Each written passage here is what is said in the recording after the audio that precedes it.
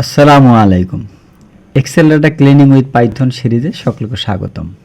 আজকে আমরা দেখব এক্সেলের ডাটা পাইথনের মাধ্যমে কিভাবে ক্লিন করা যায়, অর্থাৎ এক্সেলকে অটোমেট করা যায়। এক্সাম্পল হিসাবে আমি এই ডাটাটাকে নিয়েছি। এখানে দেখেন ডেটের মধ্যে বিভিন্ন ফরম্যাট আছে, কোয়ান্টিটিতে নিউমেরিক আছে, স্ট্রিং আছে এবং এমটি আছে, প্রাইসে ডলার সামনে, ইউএসডি লেখা পিছনে, টোটালও দেখেন সেম, অর্থাৎ ডাটাটা ক্লিন নাই, যেটা দিয়ে কাজ করা যাবে না। তো আমরা কি করব, পাইথন দিয়ে এটা অটোমেট করব। আর আপনারা কোশ্চেন করতে পারেন, এক্সেলই তো এটা আমরা সলভ করে ফেলতে পারতেছি, কেন পাইথনে যাচ্ছি?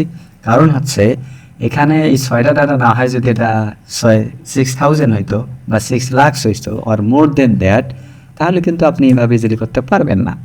বাট যদি সিএসভি ফাইলে হয়, সেটাও আমরা যে স্টাডি করতেছি পাইথনে করা যাবে। তো আমরা কথা না বাড়িয়ে চলে যাই কীভাবে কাজ করব। আমরা ডাটা হ্যান্ডেল করার জন্য পান্ডাসকে নিচ্ছি এবং ডাটা ফ্রেমটা বানাচ্ছি আগে। pd.read এক্সেল ফাইল পড়ার জন্য পান্ডাসে এই ফরম্যাট SXLSX। আমার ডাটা ফ্রেম তৈরি হয়ে গেছে এক্সেলের। আমি এখন এটাকে প্রিন্ট করে দেখি সে কী দেখাচ্ছে। দেখেন এখানে চলে আসছে।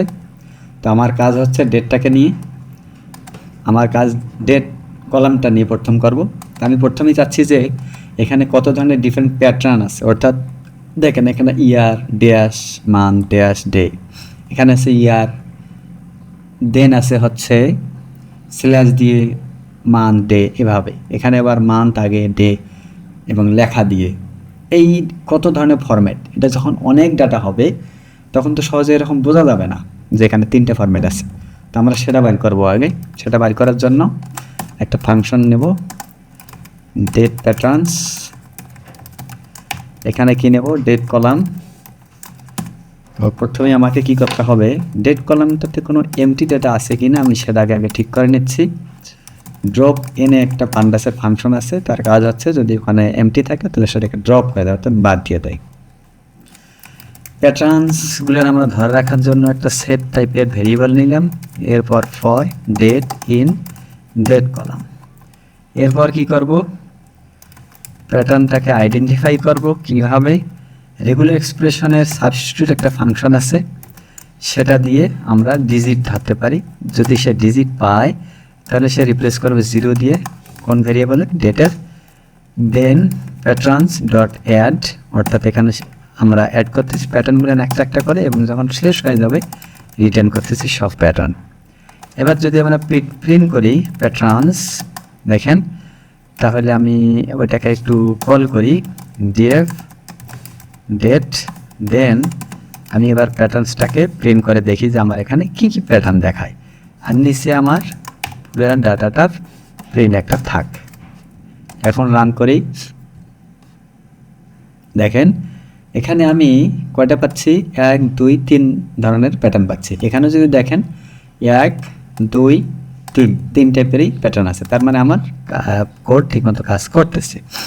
এখন আমি কি করব, এই ডাটাটাকে এই যে স্ল্যাশ দিয়ে যেগুলো আছে সেটাকে আমি এই ড্যাশে কনভার্ট করতে চাই, যে এরকম দেখি, তাহলে আমার একটা ফরম্যাট হয়ে যাবে। তো সেটা করার জন্য আমি একটা নতুন কলাম অ্যাড করতেছি ডাটা ফ্রেমে, ফিক্স ডেট নামে। দেন আমি যেটা করব, আমার ডেট কলামটার ডেট এটাকে রিপ্লেস করব স্ল্যাশটাকে ড্যাশ দিয়ে। তো রিপ্লেস করার জন্য এটাকে আগে কনভার্ট করে নিতে হবে স্ট্রিং, দেন রিপ্লেস, কারণ রিপ্লেসটা একটা স্ট্রিংয়ের ফাংশন। রিপ্লেস কি রিপ্লেস করব, যদি এরকম থাকে তাহলে তুমি ড্যাশ দাও। এখন প্রিন্ট করে দেখি ফিক্স ডেটটাতে কি আসে। দেখেন এখানে যদি দেখেন আপনারা, তাহলে এই যে ডেট কলাম, আমি চাচ্ছিলাম এটাকে ড্যাশ বানাতে, কিন্তু এখানে কাজ হয় নাই, তার মানে আমার এই সিস্টেমে কাজ হবে না। আমি এবার আর একটা প্রসেসে যাই। পান্ডাসে ডিফল্ট একটা টু ডেট টাইম একটা ফাংশন আছে, আমরা সেটা দিয়ে দেখি যে এই ডেট প্ল্যানকে ফিক্স করানো যায় কি না। তাহলে pt.to ডেট টাইম, এর ভিতরে কী দিতে হয়, ডাটা ফ্রেমের আমার যে কলামটা নিয়ে কাজ আমি সেটা দিচ্ছি ডেট। এখানে এরার্স যদি হয় তাহলে সেটাকে রিজলভ করার জন্য একটা সুন্দর একটা প্রসেস আছে কোয়ার্স, তাহলে সেটাকে রিজলভ করে দেবে।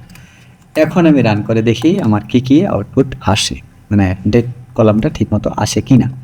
এখানে দেখেন সে ডেট ফরম্যাট এটা ঠিক রাখছে, কিন্তু যেটা সে বুঝতে পারে নাই সেগুলোকে নট এ টাইম করে দিচ্ছে, বাট এটা রং। কারণ কি, আমার এখানে ডেট আসে, ডেট টাইম, তার মানে আমার এই প্রসেসেও কাজ হচ্ছে না।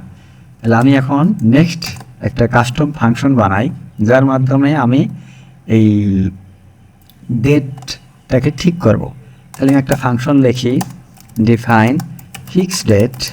এখানে একটা একটা করে ডেট আসবে এবং সে ফিক্স করবে। আমি ট্রাই কেসের মধ্যে লিখব, কারণ হচ্ছে যদি কোনো এরার হয় সে যেন এক্সেপশন খেয়ে ক্লোজ না হয় রেকর্ডটা।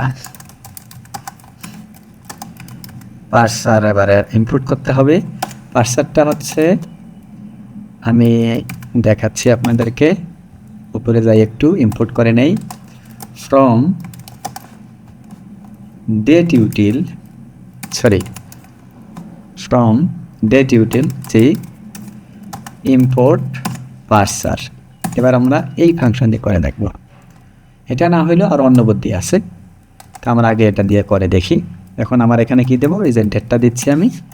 ডেট দেওয়ার পর এটাকে আবার ফরম্যাট আমাকে বলে দিতে হবে, স্ট্রিং এফ টাইম, অর্থাৎ কোন ফরম্যাটের টাইমটা হবে। আমাদের স্ট্যান্ডার্ড সিস্টেম হচ্ছে কি ইয়ার, দেন হচ্ছে মান্থ, দেন হচ্ছে ডে, এটা দেন রিটার্ন করে দেবো ফরম্যাটেড ডেট।